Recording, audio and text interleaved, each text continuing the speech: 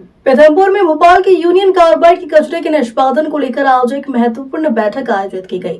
नगर पालिका के conference hall में हुई इस बैठक में इंदौर कमिश्नर दीपक सिंह, आईजी अनुराग और वरिष्ठ अधिकारियों ने कचरा निष्पादन प्रणाली की विस्तृत जानकारी दी। बैठक में संभागायुक्त दीपक सिंह, आईजी अनुराग, डीआईजी निमिष अग्रवाल, धार कलेक्टर प्रियंक मिश्र, एसपी मनोज कुमार सिंह सहित कई वरिष्ठ अधिकारी मौजूद रहे। इसके अलावा स्थानीय शैक्षणिक संस्थानों के प्रोफेसर, विभागीय अधिकारी, जनप्रतिनिधि और कचरा निष्पादन विरोधी समितियों के सदस्य भी उपस्थित थे। आईजी अनुराग ने जन जागरूकता पर विशेष जोर देते हुए कहा कि अफवाहों से बचने के लिए विशेषज्ञों की मदद से लोगों को जागरूक किया जा रहा है। उन्होंने आश्वासन दिया कि सभी कार्रवाई सकारात्मक तरीके से की जाएगी।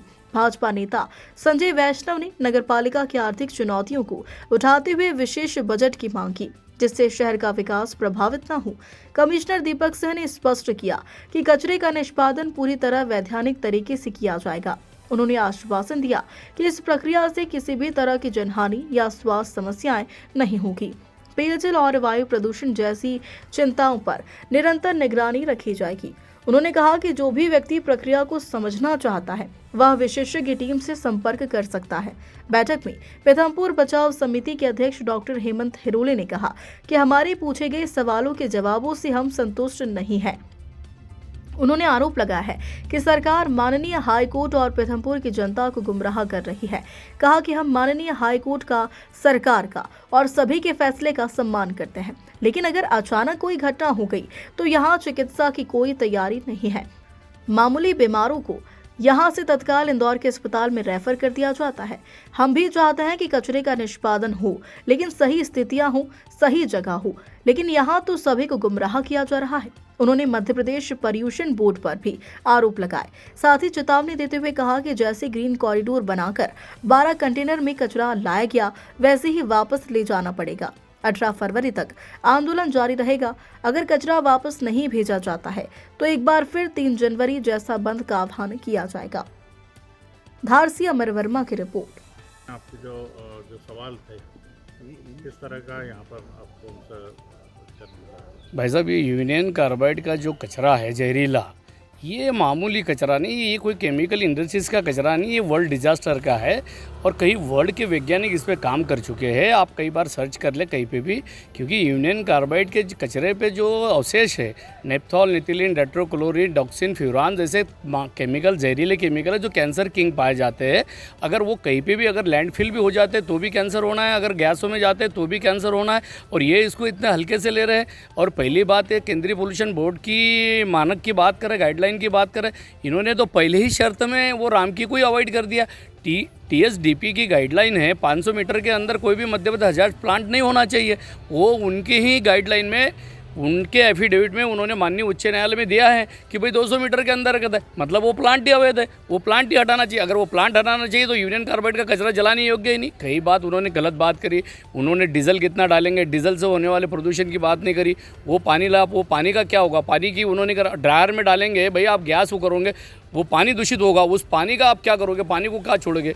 बात जीरो डिस्चार्ज की बात कर रहे हैं। जीरो डिस्चार्ज की बात करते हुए अभी रामकी की वजह से पूरा तारपुरा, गौला, सिलोटिया, धन्नड़, धरावरा पूरे भूगर्भीय जल खराब हो चुका है। हमारा भुवनेश्वर प्राचीन मंदिर का तालाब पानी खराब हो चुका है।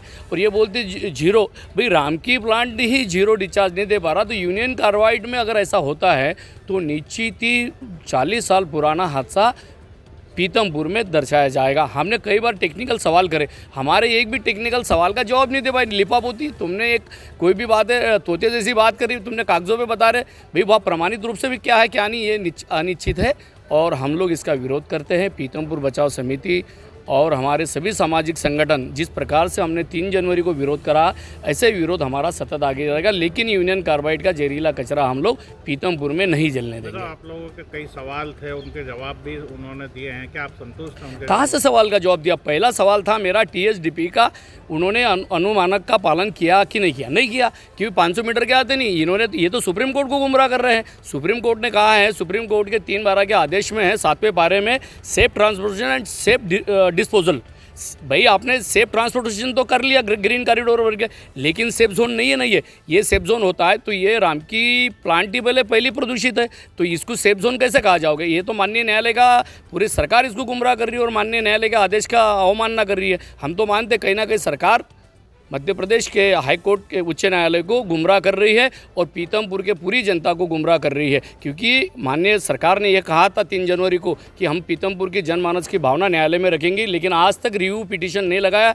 और ये सरकार ये पीतमपुर की जनता के खिलाफ है। अगर जनता के खिलाफ नहीं होती तो हमारी बात सुनी जाती है और फिर वो 40 दिन बाद वही बात आ रही कि भाई यूनियन कार्बाइड का कचरा जलाना है। इसका मतलब आपकी सोची समझी साजिश है और आपने न्यायालय में गुमराह करा है। हम तो इस 18 फरवरी तक न्यायालय में प्रकरण है, न्यायालय में हमारी रिव्यू पिटीशन लगाया जाए, हम सरकार से मांग करते हैं, उसके बाद ही आगे का कोई कंडीशन करे। और 18 फरवरी तक प्रशासन से हमारा निवेदन है किसी भी प्रकार की कोई कार्रवाई नहीं कर, क्योंकि हम न्यायालय का भी सम्मान करते हैं, प्रशासन का भी। हम यूनियन कार्बाइड का जो कचरा निष्पादन के लिए भोपाल से पीथमपुर लाया गया है, उसको लेके आज जनसंवाद कार्यक्रम का आयोजन किया गया था, जिसमें विभिन्न जनप्रतिनिधि, स्वयंसेवी संस्था के प्रतिनिधि, पीथमपुर के नागरिक उपस्थित थे।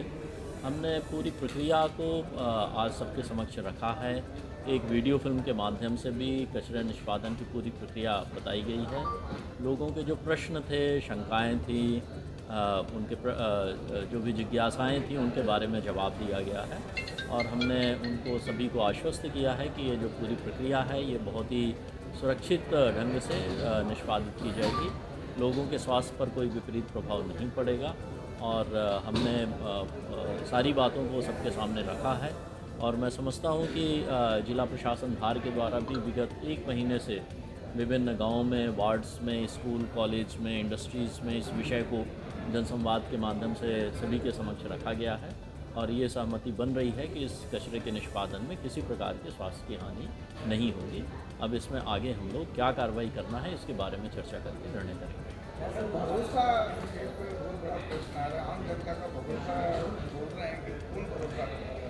मैंने कहा है कि पीथमपुर के निवासी वो मेरे हैं और मैं भी यहाँ का हूँ और मैंने ये आश्वस्त किया है कि मैं खुद और मेरे सभी अधिकारी जब ये प्रक्रिया शुरू होगी तो यहाँ मौजूद रहेंगे और उनको आश्वस्त करते हैं कि हमारे और उनके स्वास्थ्य में कोई भी नुकसान नहीं होगा।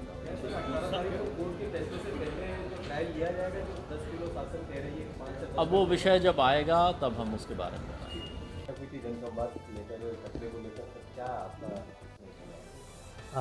आज की जो बैठक हुई थी और हमने और कमिश्नर साहब ने तय किया था कि एक बार हमें वहाँ जाना चाहिए, तो हम लोगों ने आज का दिन तय किया था और पिछले लगभग 2 हफ्ते 3 हफ्ते से हमारे एक्सपर्ट्स जा रहे हैं। फिर पिछले हफ्ते से कलेक्टर और एसपी भी फील्ड में अपनी टीम के साथ स्वयं गए और अलग अलग गांव में जाके वहाँ के जो प्रॉब्लम है उस प्रॉब्लम को देखा और बहुत कुछ जो हमें फीडबैक मिलता रहा है उसमें एक पॉजिटिव व्यूज़ भी आ रहे थे और मिक्स्ड व्यूज़ थे। जब पहली बार हम लोग यहाँ बैठक किए थे, आपने देखा होगा उस समय का माहौल और आज के माहौल में काफ़ी परिवर्तन है। काफ़ी लोग इस चीज़ को समझ भी रहे हैं कि जो चीज़ें हो रही है बहुत साइंटिफिकली हो रही है, लोगों को जागरूक भी किया जा रहा है। कई सारे इसमें पम्पलेट जारी किए गए, वीडियो बनाए गए, लोगों को बताया गया। अभी भी अगर उसमें कुछ भी थोड़े भी संदेह होगा तो हम उन सब बिंदु को रखेंगे और मैं ये बताना चाहता हूँ कि हम लोग बहुत ही पारदर्शिता के साथ काम कर रहे हैं। किसी भी तरह से भ्रम की स्थिति नहीं हम पैदा करना चाहते हैं। लोगों को विश्वास में ले रहे हैं, उनको विश्वास में लेके ही हम आगे कोई कदम उठाएंगे और इस चीज़ के लिए प्रशासन मेरे समझ से तैयार है और प्रशासन इस दिशा में काम भी कर रहा है। सर, जैसा कि देखा गया था 3 जनवरी को कुछ अफवाहों के चलते हल्का सा तनाव की स्थिति पैदा हुई थी, तो अफवाहों को लेकर पुलिस प्रशासन का क्या स्टैंड है? अफवाह का ऐसा है कि कोई भी किसी भी तरह की चीज़ें कोई सोशल मीडिया में डाल रहे थे और ये जब शुरुआती दौर में हुआ था तो हमने इसको महसूस किया और मैंने बताया था भी कि इसके लिए सोशल मीडिया में कोई भी अगर अफवाह फैलाता है तो उसके लिए एक प्रतिबंधात्मक आदेश होना चाहिए। वो आदेश जारी किया गया। अभी भी मैं अपील करता हूँ कि कोई भी अफवाह की चीज़ें सोशल मीडिया में ना डालें। अगर वैसी स्थिति होती है तो उसके विरुद्ध नियमानुसार कार्रवाई, लीगल कार्रवाई तो उनके खिलाफ़ की जाएगी। और जो भी चीज़ें हैं वो हम लोग यहाँ एक्सपर्ट और पूरे प्रशासन के वरिष्ठ अधिकारी भी यहाँ आते हैं, उनके साथ आप वन टू वन संवाद करें, उनसे पूछें, उनके आपके क्वेश्चंस का उसमें जवाब भी दिया जाएगा।